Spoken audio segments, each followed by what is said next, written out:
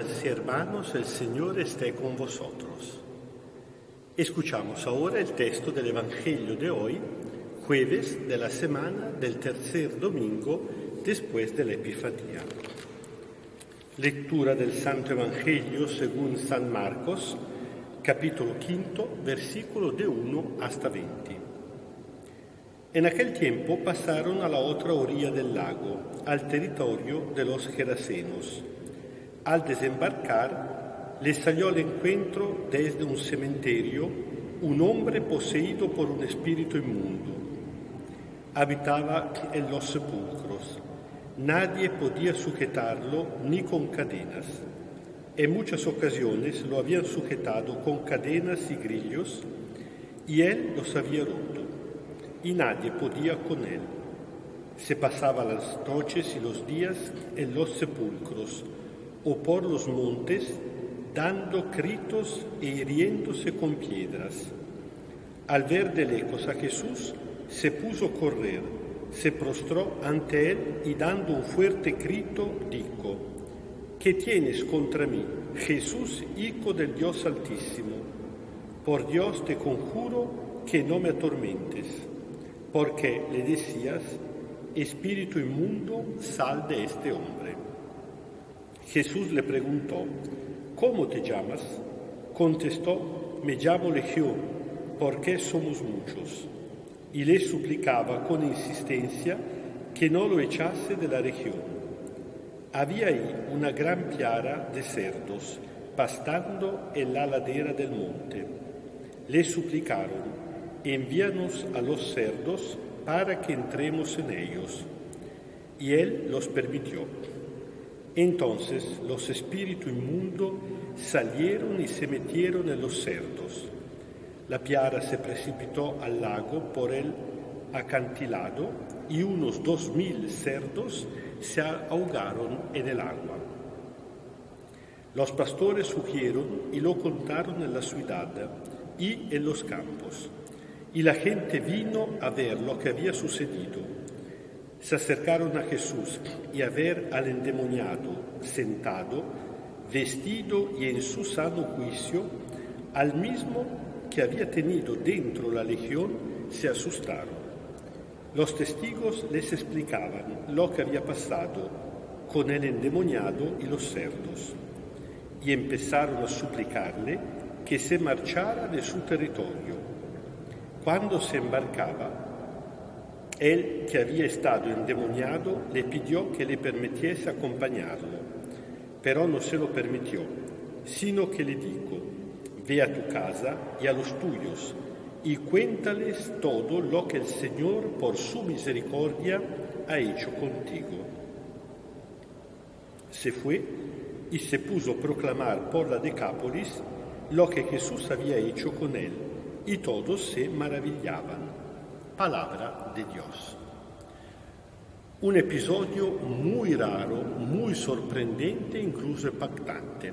Bueno, ya le digo que la cosa que me llama más la atención, incluso que me impacta, es la reacción de esta gente, que parece se había acostumbrado a tener el endemoniado y se asustan no tanto del demonio, cuanto del poder de Jesús.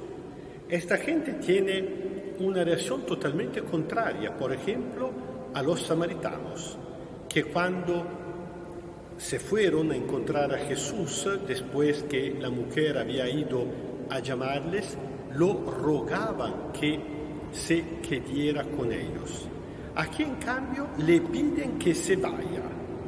Bueno, al final no se entiende si están más doloridos por los 2000 puercos que han perdido o realmente por el miedo de Jesús.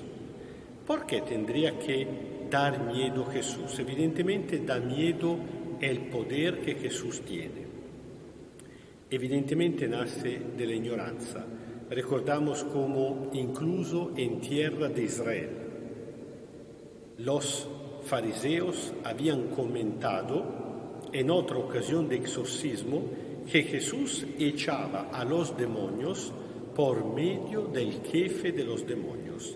Es decir, que esta gente, que es gente pagana, la Decápolis era una región, deca significa 10, conformada por 10 ciudades al norte-este del lago de Tiberíade.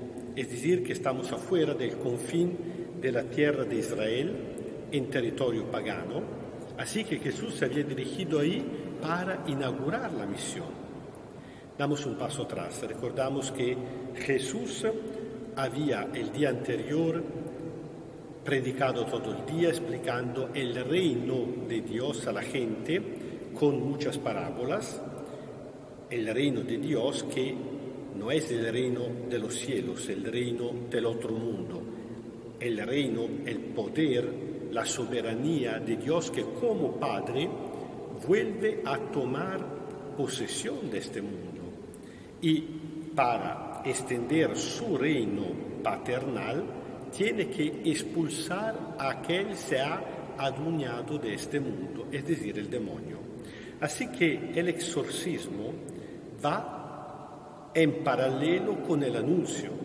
Jesús ha venido a anunciar el reino de Dios no solamente con la palabra, sino también con las obras.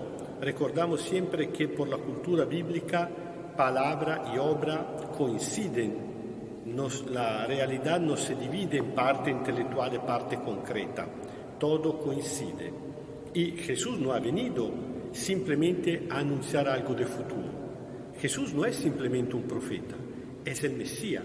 Jesús no viene a anunciar lo que pasará en el futuro, como habían hecho todos los profetas, desde Elías hasta Juan el Bautista. No, Jesús viene a inaugurar.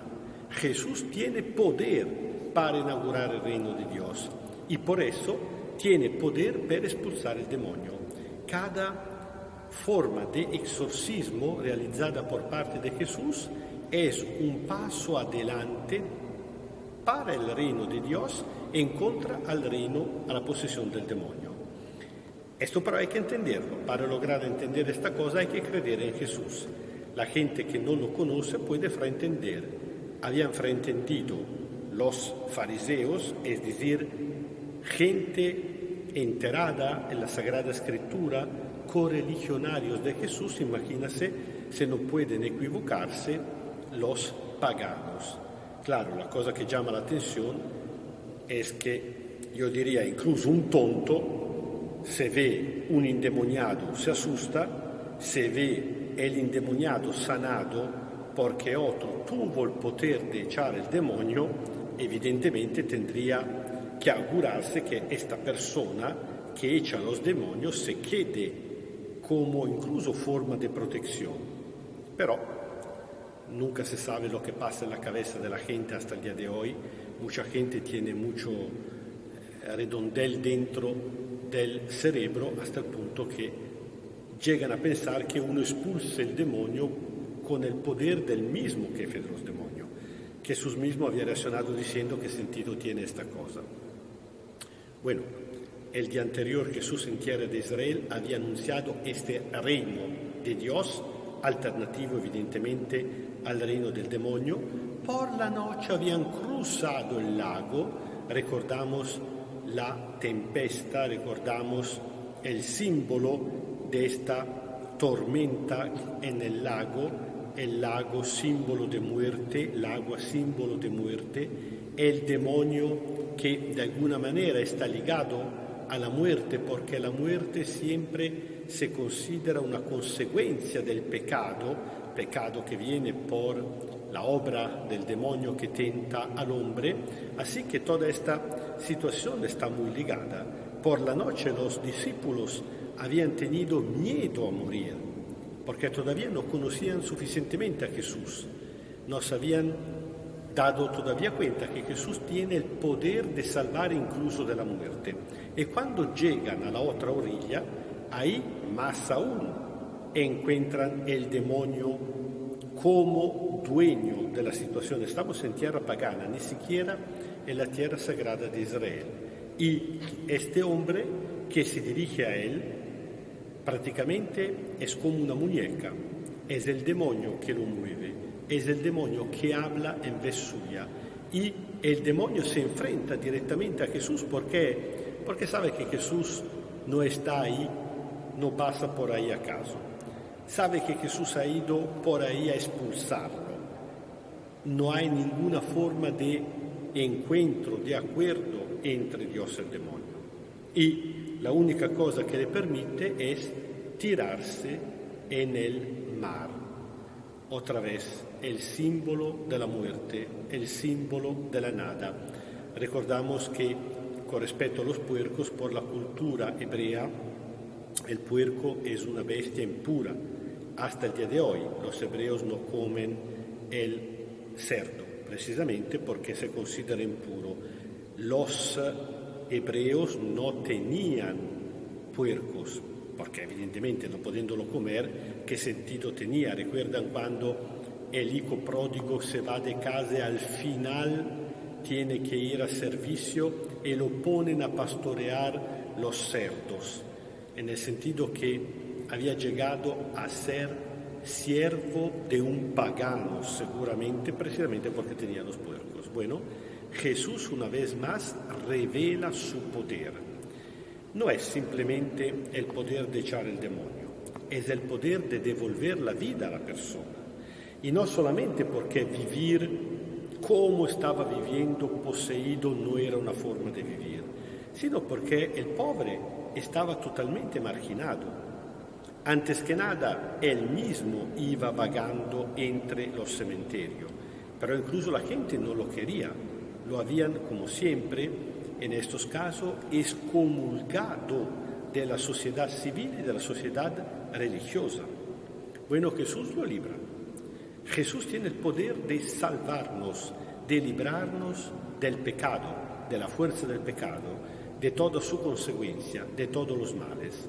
Por cuanto pueda ser pésima nuestra situación moral, espiritual, física incluso, por cuanto podemos haber pecado, por cuanto podemos estar comprometidos con el pecado, al punto que nosotros mismos no logramos perdonarnos, hasta el punto que nos da impresión, nos puede dar impresión a nosotros mismos, hasta el punto que uno pueda tener asco de sí mismo.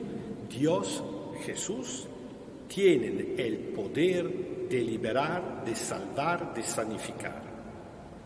Bueno, pasado todo esto, viene la gente y ruega a Jesús que se vaya. En el momento que Jesús está saliendo en el barco, el hombre pide a Jesús de seguirlo, tal vez por agradecimiento, tal vez porque tiene miedo a quedarse con gente que siempre le ha marginado, a ver cómo lo van a tratar ahora, tal vez porque él mismo no quiere quedarse con esta gente. Pero Jesús, al contrario, le da una misión: ir contando por toda la Decápoli lo que Jesús le había hecho. Mejor dicho, Jesús dice que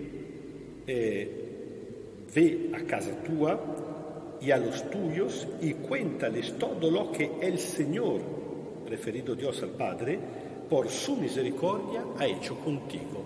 Es decir, que lo convierte en un misionero a los paganos. Así como la primera misionera a los samaritanos, que eran medio de religión hebraica, porque también creían en Yahvé y tenían un Pentateuco, pero creían de manera un poquito diferente a cómo creían los judíos. La primera misionera a los samaritanos había sido la mujer samaritana. Ahora el primero misionero a los paganos de la Decápoli será este ex endemoniado. Hay una cosa curiosa que me llama la atención. Al final de la historia, la primera misionera de la resurrección de Jesús, nada menos, será María Magdalena, otra vez una ex endemoniada.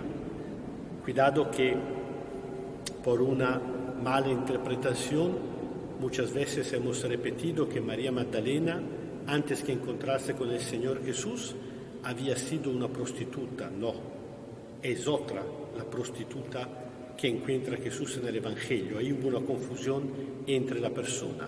María Magdalena había sido poseída por 7 demonios. 7 el número de la perfección, en este caso la perfección del mal. Para la mentalidad bíblica, ser poseído por un demonio, imagínese por 7, era infinitamente más grave que no ser una prostituta.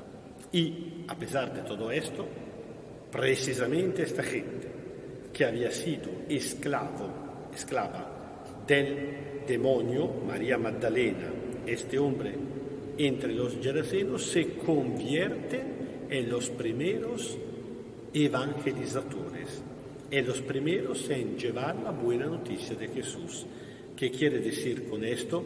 Quiere decir que Dios pone bien en claro que su poder sobre el demonio es total. Su poder sobre el mal es total. Jesús no solamente tiene el poder de aplacar la furia del mar, tiene el poder de expulsar al demonio y no solamente de librar, sino de convertir en instrumento de su gracia precisamente lo que antes habían sido esclavos del mal. El Señor esté con vosotros. Kyrie eleison, Kyrie eleison, Kyrie eleison.